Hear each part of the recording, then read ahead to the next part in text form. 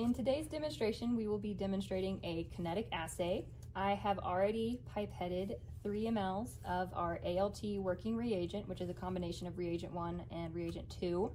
And it is in a 37-degree water bath, and it's been warming up for the past several minutes. I've got a timer going. It's supposed to warm up for 5 minutes, and that's to make sure that it is at temperature, at body temperature when we start the assay.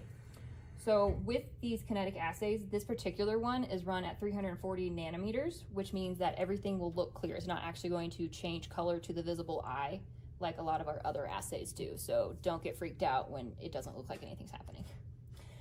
So we are going to pipette, once this is warm, 300 microliters of our reagent. We also need to blank our instrument first. So we're gonna blank it with, says to blank with nothing in the cuvette chamber first, sometimes. So blank that, and then we're gonna blank it with just water while that is warming up.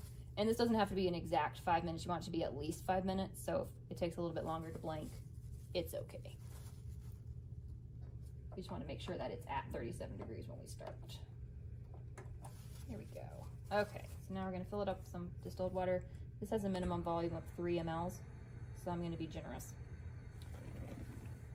All right, give it another little swipe.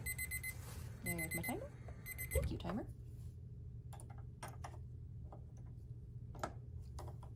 And blank it again. What do you think? Well, that is thinking about its life. Move it over here. Get my pipette ready. Blanked. I'm gonna just put this over here, and we're gonna do 300 microliters of our sample. We want to make sure that we mix it appropriately before we start. All right, so I'm at 300. Doesn't seem like a lot, does it? All right, here we go.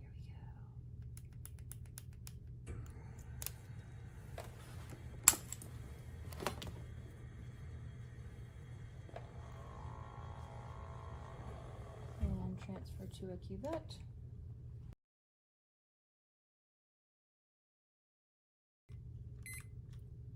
So this is actually, if you just press start, it'll count up.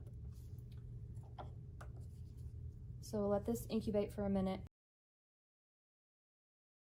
All right, so it's almost been a minute. Once our little timer goes off, or once we reach a minute, I'm going to wipe it and put it in our spectrophotometer and record it. This is absorbance 0, so 1.783. A little bouncy, this one. And then we'll put it back in the heat block for another minute. So it'll be 2 minutes on the timer because the reaction is just continually going even while it's in the spectrophotometer. All right, 2 minutes. Back to the incubator. Back to the spectrophotometer.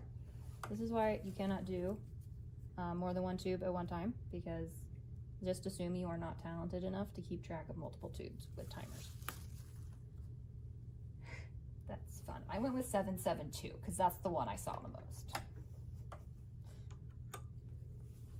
Oh, wait. And if you're like me, make sure you don't mess up that and that it gets on the right line. But I initialed it, so it's okay. And I crossed it out with a single line, which is how you're supposed to correct mistakes.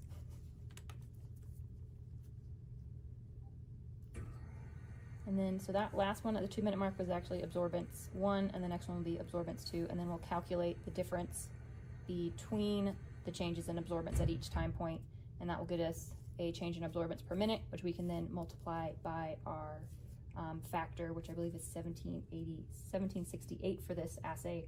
And that's calculated by taking into account the extinction coefficient of NADH, which is what we're measuring in this assay, the cuvette length,